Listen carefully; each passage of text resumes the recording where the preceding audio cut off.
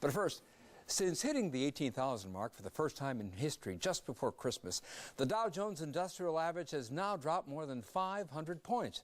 Today, the Dow closed down 331 points, or just under 2%, as a sell-off of energy stocks dragged the market lower. So, does this sell-off signal the end of the bull market? Here to give us their take on what investors can expect from 2015 are Nancy Coutu. She is a co-founder of Money Managers Financial Group, which specializes in providing financial advice to retirees and those close to retirement, and Jeff KORZENIK, Chief Investment Strategist for Fifth Third Bank. And welcome both of you to Chicago tonight on this very, very cold evening. So first of all, before we take a look at the big picture of the bull run, comments on what happened today, Nancy Coutu. Well, my hope is that people rebalance their portfolios. And of course, that's not necessarily always true. And sometimes it's just one big player that had a bad day, especially when it's the Dow Jones, because it's only 30 stocks. I don't think it's anything to be alarmed about. I think it's opportunity. I think it's going to be a wonderful year, even though we started it in a negative way. Jeff KORZENIK, nothing to worry about? Well, the markets are wrestling with just how much global growth is out there and what could derail it. Greece is obviously an issue today, and the possibility of throwing a problem in European growth.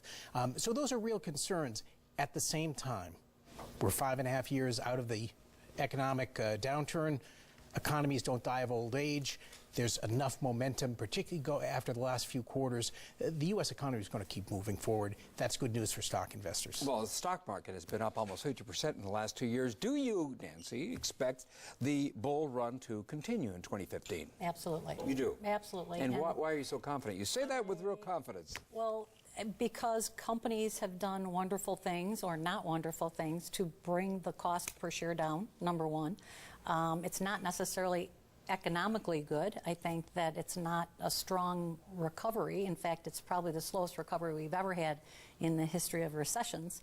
But I don't think the stock market's directly related to the economy anymore. And I think people have no place else to save but the stock market via their 401ks predominantly.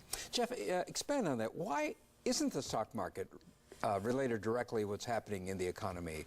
I mean, common sense for lay people who don't work in these issues every day might think, if the stock market's doing well, the economy must be doing well. Well, corporate earnings have a lot to do with what's going on in the economy. But if you look at, say, 2014's stock market performance, half of that came from earnings growth, roughly, and half of it came from valuations improving.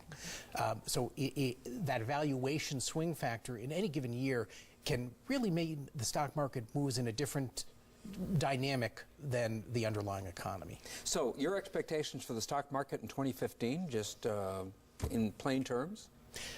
For us, another good year, but it's going to be more earnings driven than valuation driven, which probably means not as good a year as we saw this past year. How about it, Nancy? Do you think the market is still fairly valued, or do you think valuations are inflated? I think it's a bargain.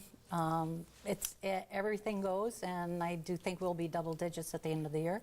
And I don't think right now we have to worry about it. If we look at last year, the first quarter was horrendous. The top of the market in December was almost the same number in March. So that wasn't a reason to run for the hills. It was a buying opportunity. So it's definitely time to regroup and rebalance. Jeff, do you think it's going to be double digits? Probably not double digits. Maybe we'll eke into it. Where I think I would differ from Nancy is in terms of our assessment at Fifth Third of valuations, is that the market is much more fully valued. That's not to say it can't extend further, but a lot of that valuation improvement we saw over recent years was because interest rates were falling. We think interest rate declines are pretty much done. The Fed is going to start tightening, we believe, middle of 2015, middle of this year. Bond yields down today around 2% on the 10-year Treasury, probably about as low as it's going to get. These things can change, but our belief is yields are going to be higher at the end of the year. That is going to prevent, in our view, further valuation improvement. It's going to be much more earnings driven. That means not quite as good a market. Nancy, do you agree that the expectation is the Fed is going to raise interest rates in the middle of the year? And what would the impact be on the average investor? Well, for one, yes, we expect it to go up this year. We've expected it last year, and we expected it the year before. This year, it looks pretty certain that we'll see interest rates creep up. I don't think they're going to be exaggerated enough so that it might collapse a bond market or collapse bond funds. But I think the average individual investor, if they've been riding this wonderful wave in the bond market for the last 5 years, it's time to reconsider that. What do you mean? Start taking money off the table? Taking money off the table. Okay, because bonds have an inverse effect to interest rates. So when interest rates go up, bonds go down. A dumb question. When you take money off the table, where do you put it? Well, it depends on their choices. If it's their 401k, they're pretty limited in terms of where they can put it.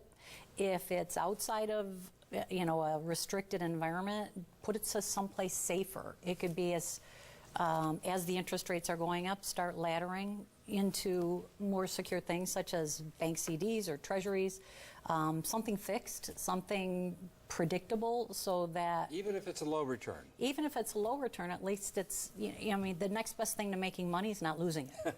I guess you're right. That makes sense. Right now, as one looks at the global markets, is the U.S. that strong, or are other places just terrible, Jeff? We're certainly the best house in a bad neighborhood. The best house in a bad neighborhood. That being said, I think people have underplayed the strength of the U.S. economy.